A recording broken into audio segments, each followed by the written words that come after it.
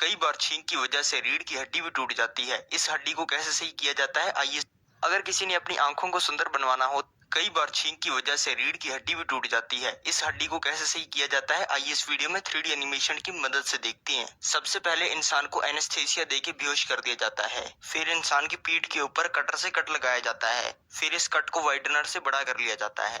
फिर जो हड्डी टूटने की वजह से इधर उधर हो गई थी, उसे पिकर्स की मदद से सीधा कर लिया जाता है। फिर इस हड्डी के ऊपर मैनुअली डॉक्टर्स के द्वारा हाथों से बोन स्टिकिंग मेटल की प्लेट लगाई जाती है। इस मेटल प्लेट के अंदर 25 से ज्यादा होल होते हैं नट लगाने के लिए। फिर इस प्लेट को हड्डी के ऊपर रखने के बाद इस प्लेट के दोनों तरफ पिकर लगा दिए जाते हैं ताकि ये प्लेट हिले ना। फिर सर्जन्स एक हाईली स्पेशलाइज्ड ड्रिल की मदद से इस प्लेट के होल्स के अंदर एक एक करके छोटे छोटे नट लगाना शुरू कर देते हैं। फिर इस प्लेट के अंदर 25 से ज्यादा नट लगाने के बाद इंसान की पीठ की स्किन को बंद कर दिया जाता है और फिर इस प्रोसीजर के बाद इंसान की हड्डी इस तरीके से पूरी जिंदगी तक सही